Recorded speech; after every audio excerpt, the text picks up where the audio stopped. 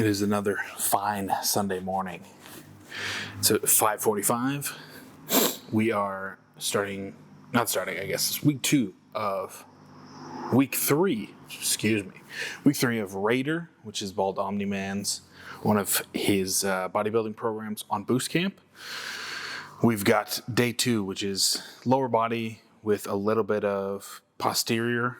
It's basically just kind of a backside of the body type day. There's Romanian Deadlift is our main movement. We've got some lat pull downs, we've got some shrugs, hamstring curls, and single leg extensions. So a bit of a shorter day. I have really been enjoying the program so far.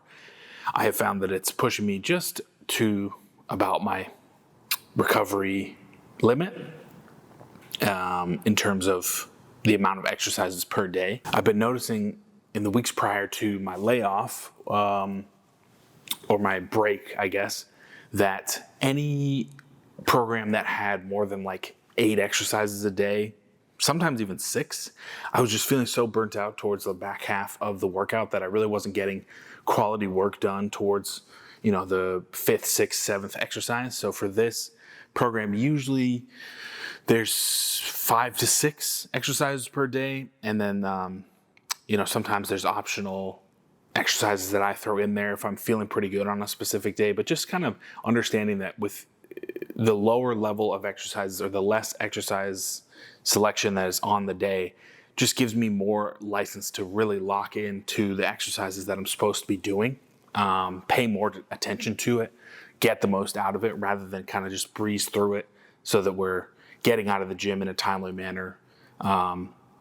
So just something to think about. I mean, these are all the things that, you got to assess only if you're having, some trouble in the gym. I think the problem that a lot of people get into is they start over analyzing or over assessing their program when things are going well.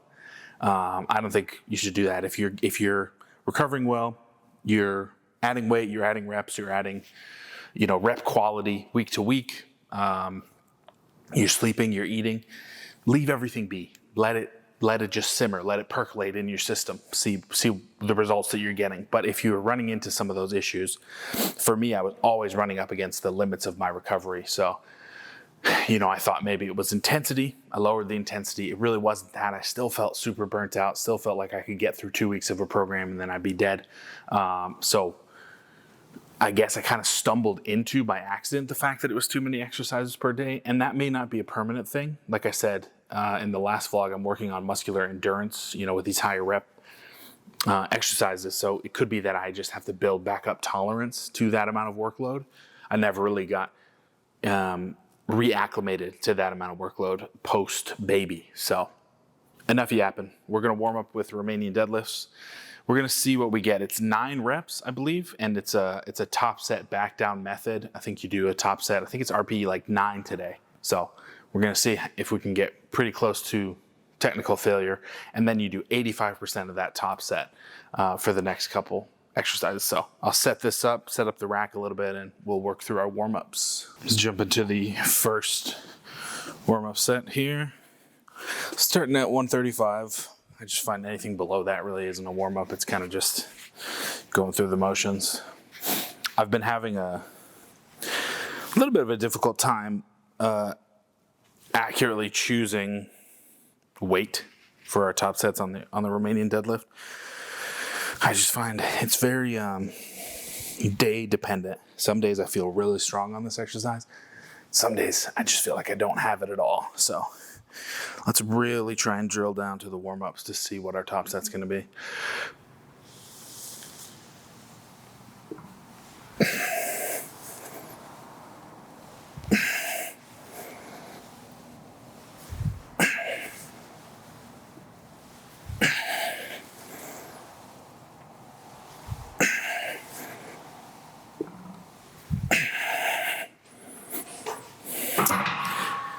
Yeah, I would say I'm falling somewhere right in the middle. Isn't that just how it goes? I don't feel like Superman, but I also don't feel incredibly weak. I think probably jump to 185 because I have a reasonable expectation that that's not going to be the top set, but that's going to be close. I have a feeling the top set's gonna land somewhere between 195 and like 215. So we'll go 185. We'll try and get 6 reps again and see how that feels. I definitely was too narrow with my stance on that one too. That's the difficult part. I love taking the Romanian deadlift out of the rack just because I feel like it shifts my mindset from a conventional deadlift. So I get a lot out of that. But the one downside to that is not really being able to, I guess, square my feet to the bar in the same way, because you got to walk it out of the rack, make sure you're in decent position, you know, just champagne problems with this. But I found all these little things kind of help. Like if you're setting up for a conventional deadlift, you know that your feet are where they're supposed to be. You can conventionally deadlift off the floor, get into the Romanian deadlift position. So just have to take that extra second in the rack to settle, get my feet where they're supposed to be. Let's see how this feels. Like I said, if this feels good, we'll probably bump up to like 205. If this feels a little bit iffy, I think maybe 195 will be our top set. Let's take the lessons we learned and apply them, shall we? It's all well and good to talk about this, but actually doing it.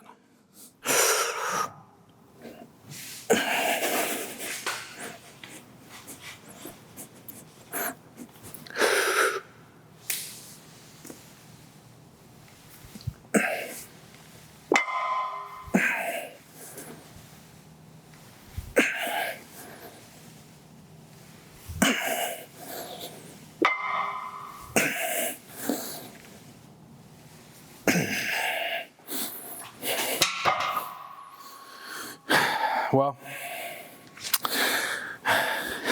I'm really no closer to figuring that out. Some of the reps felt really good, some of them didn't. I'm tempted to just say, it's week 3, let's go for the higher end. You know, there's no warning flags being raised. There's no pain or discomfort.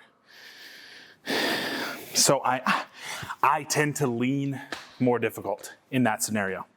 And that has gotten me in trouble in the past, but I do think I'm reading this correctly. So 205, we'll see how that goes. Also, obviously trying to do all these beltless. I think with a belt, you know, our intensity would definitely be a little bit higher than it is. But I really wanted to work on my bracing. That was something that has been plaguing my deadlift for a really, really long time. Even with the belt, something that I feel like I'm just not getting as much torso activity. So the transfer of force really wasn't where I wanted it to be. So we're going beltless, just trying to maintain that Coke can brace, 360 all the way around. All right, let's do it.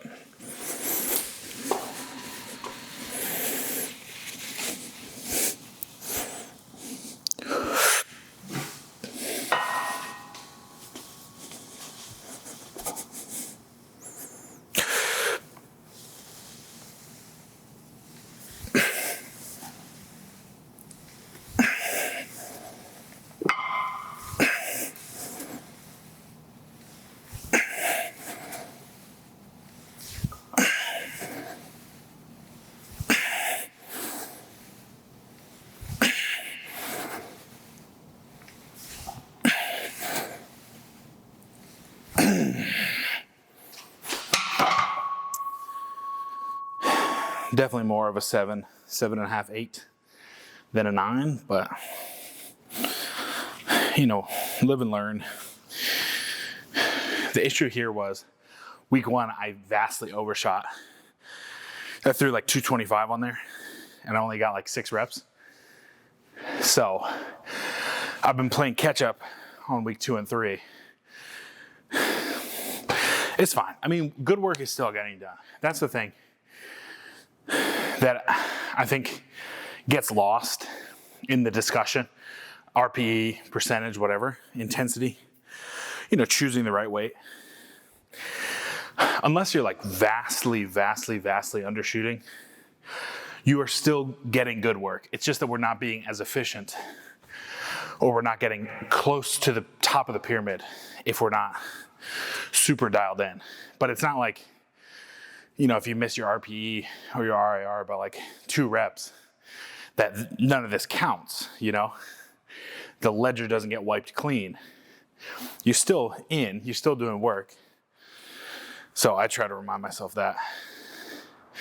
Even though I've put an emphasis on, you know, better intensity selection, better RPE, when I miss it like this, and when I undershoot it like this, it does feel a little bit like a wasted set, but I have to remind myself that it's not.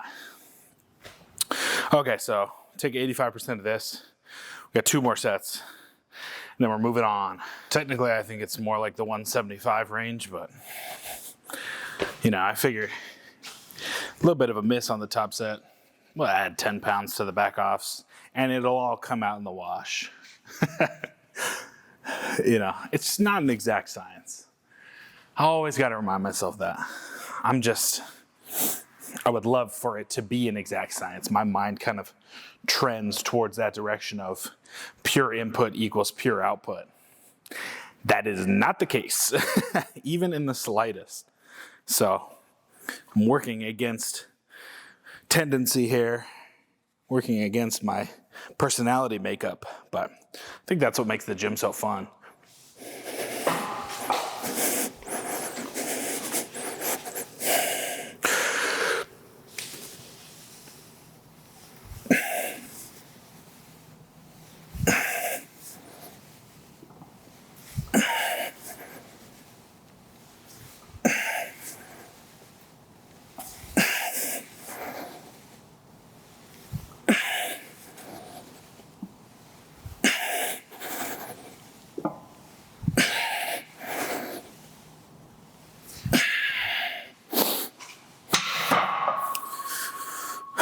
That was pretty good. I felt like maybe I could have gotten 15 on that, so I don't know, maybe week 1 scared me and I overcorrected a little bit too light. All right, let's talk a few technique tips with the Romanian deadlift that I've been trying to drill. The main thing, and I find that people have this issue on a lot of their lower body work, squat specifically, is we want to think of the chest or think of the Q chest up. But what happens when you think of the Q chest up? Normally, an overarching of the spine to where we're losing all of the tension in our midsection. So like I talked about on the first set, the Coke can of bracing. People think of bracing as just getting a breath and holding it and just kind of sticking their stomach out. But the bracing is 360, right? So I like the Q chest up if you can execute chest up as its intention, which is when you're in this position of the Romanian deadlift, you don't dump and overextend your spine, right? So chest up just means keeping your brace solid. So the brace is braced all the way through. As we bend, our chest doesn't move. We're just hinging with the hips, right? So now I'm in this position. I'm not here, and I'm not overextended this way. I can correctly apply the levers and the force to my hips, to my hamstrings. I'm here, my chest is solid, my torso is solid, and then I can come back up, squeeze my glutes through the exercise. We want to maintain as neutral of a spine as possible because the spine is not our main focus here. It's just kind of the lever. It's just kind of the pass-through point to which we get most of our glutes and hamstring work. So if the spine is not in the position we want it to be, our body is going to take over path of least resistance. We're going to get more out of our spinal erectors, most likely. And we're just not going to get exactly what we want. You know, a lot of the complaints that I get with Romanian deadlift is that I don't feel it in my glutes. I don't feel it in my hamstrings. And then you watch the tape back and someone's performing the rep like this. Well, of course you're going to get your back burnt out because your back is doing work to keep you in that is it extended or I don't remember, in the overextended position. Extended, extension. What's the other one? Oh, my brain. God, these morning workouts. You know what I'm talking about. So you can use the cue, chest up. All that to say, chest up is not inherently a bad cue.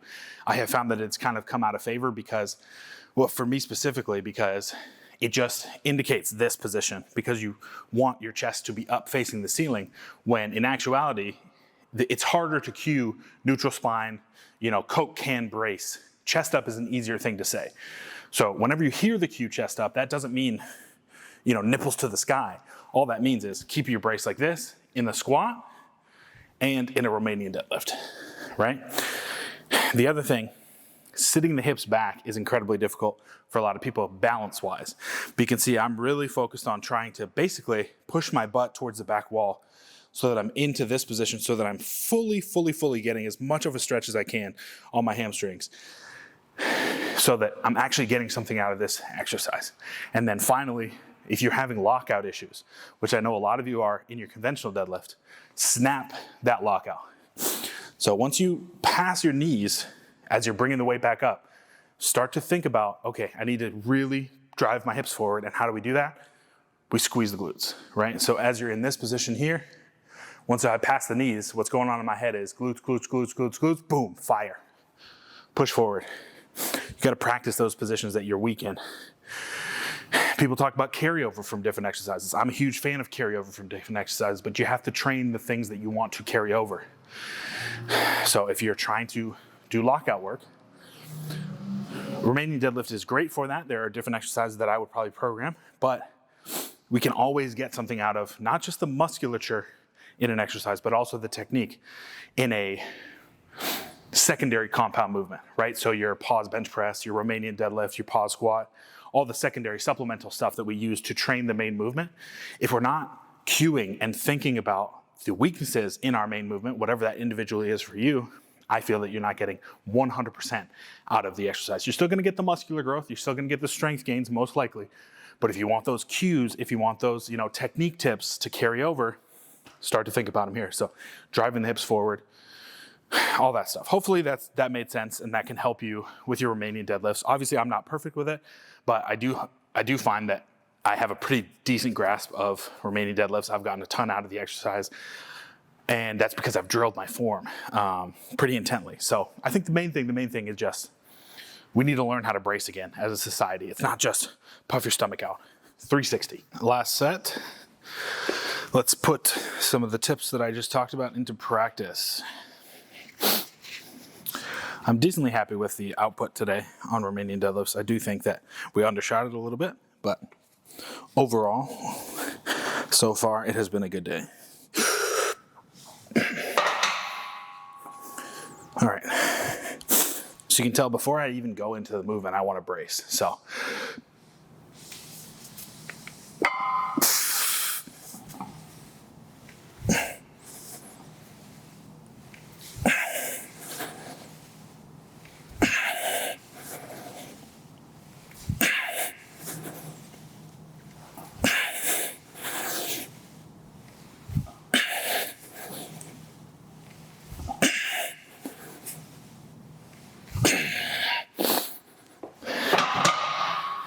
not bad, not bad. Even there, first couple reps, I wasn't really engaging the glutes.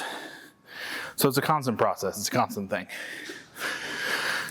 Okay. I'm going to stay here because we got shrugs, which is a newer exercise. I haven't done shrugs in a real long time, but I've been really liking them. So quick rest. I'll see you then. Barbell shrugs. The most alpha exercise on earth. These have such a bad reputation, I think, in my mind, because for me personally, the amount of times when I was working at LA Fitness that I saw dudes just load up, 6 plates on either side and just, so obviously I considered myself better than them, which is incorrect. But because of that, I was just like, barbell shrug's not for me. I do think that there is a ton of value to be gained in the barbell shrug, but we have to treat it like any other exercise. Just because you can throw an absolute metric ton of weight on there doesn't mean you should. It's the same thing with the leg press, where you'll see guys half repping like 10 plates and be like, new gym PR. It's like, cool, man, but your quads are still very small. All that to say, people are catching strays left and right. My apologies. All that to say, couple tips with the barbell shrugs. So I like to do it with the figure 8 straps. because this is not a grip exercise for me. This is a trap exercise. So I want to take my grip basically out of it. So that's why I'm using the figure eights and not the Versa grips. We're going to line up in a very similar way that we did for the Romanian deadlift, but instead of having my arms right to my sides, I kind of go pinky on the knurling. So we're a little farther out, right? And then as we take it out of the rack and we get into our position, just a slight lean forward so that we avoid some of the biology and the anatomy down there.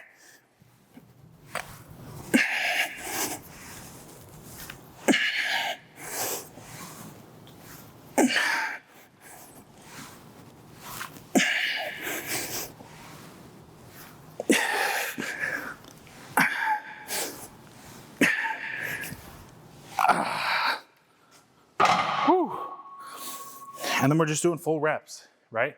As much as we can, trying to shrug as high up as we can, and then allow the barbell to kind of stretch us down at the bottom.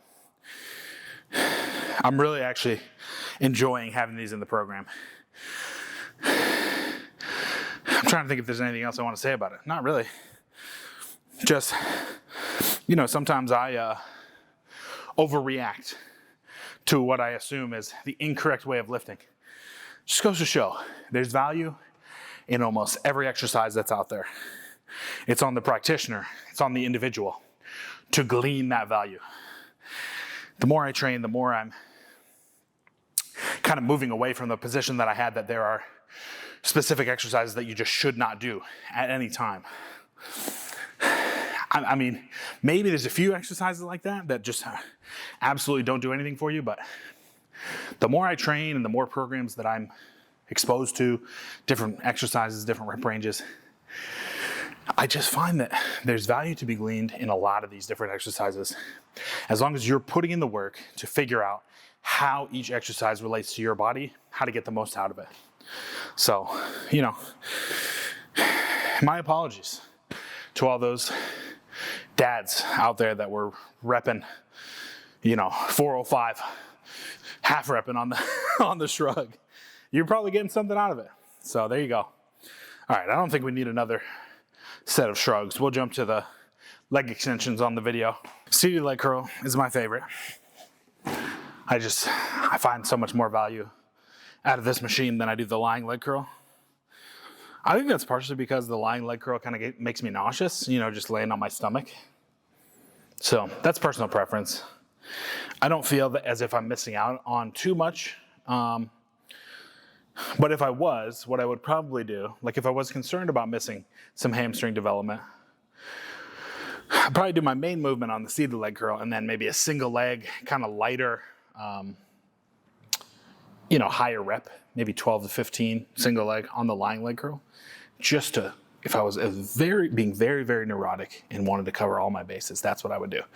I'm not doing that. I find that I'm just getting more than enough or adequately enough hypertrophy with the seated leg curl, so that's what we're gonna stick to.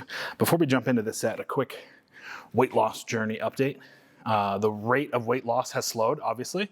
I was expecting that. So I think we lost 3 pounds, maybe 2.5, 3. It was my daughter's birthday last weekend, so the whole family was here. I think I did decently well staying within the kind of framework that I set up. I did have some cake, some birthday cake. We ate Italian food one night.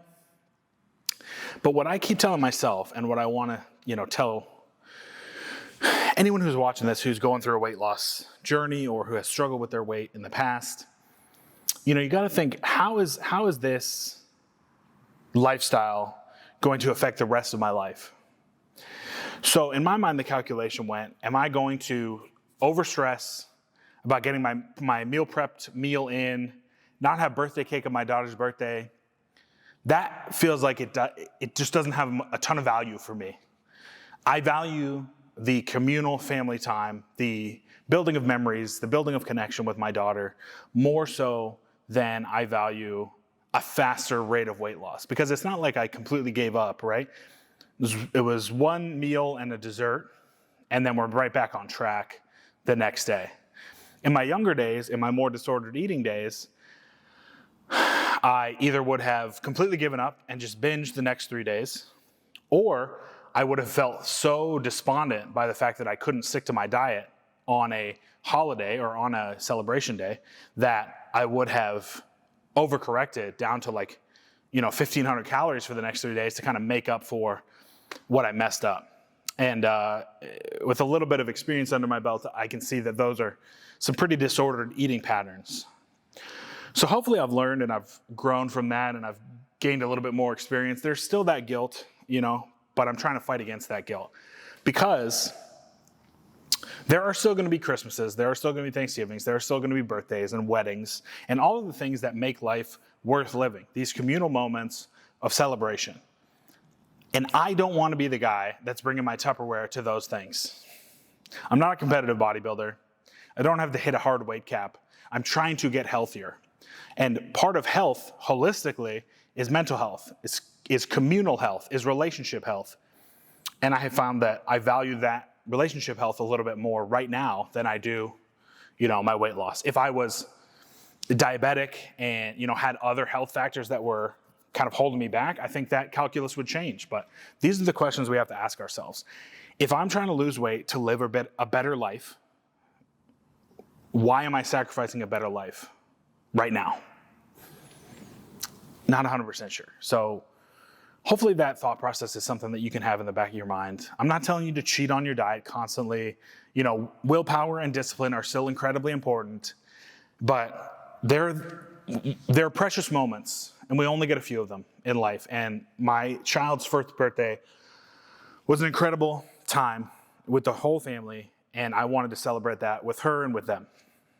So there you go. Enough preaching. Let's work out.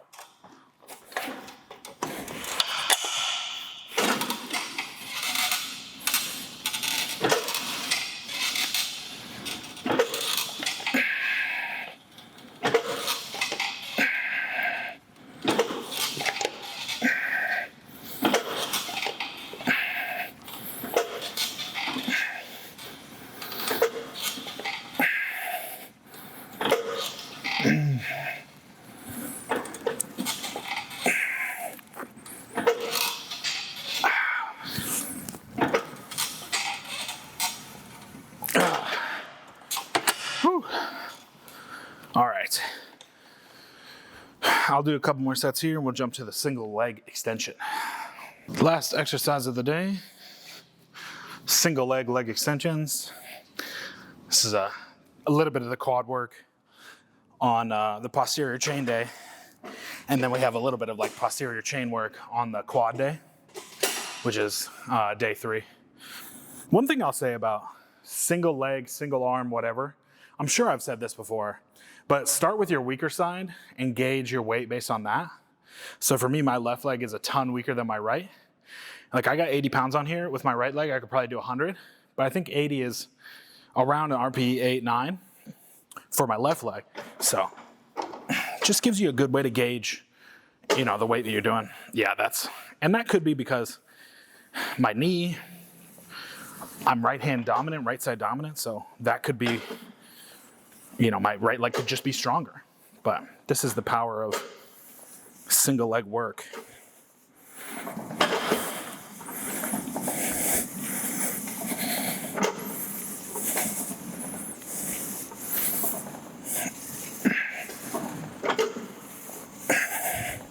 Now watch how much easier this is with the right side.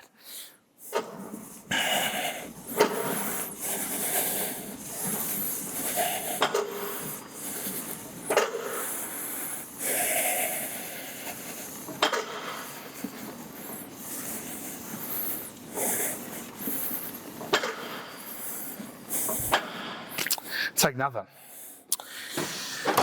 Don't let those imbalances scare you. The body is not a pure, perfect system. You look at something like that and you're like, oh my God, what's wrong with my left leg? Really nothing. If there was a huge deficiency, like if I wasn't able to do 80 and I was able to do like 120, then maybe I would think that there was some type of either injury up or down the chain for my quad, like a hip or a knee. But I'm still able to do the weight it just feels easier on the right side than it does the left side. I think imbalances within that structure is totally fine. Like I said, the body's not perfect. It's not going to be 100% symmetrical. And I've picked up aches and pains, and I've torn this hip flexor, I've torn this meniscus, you know.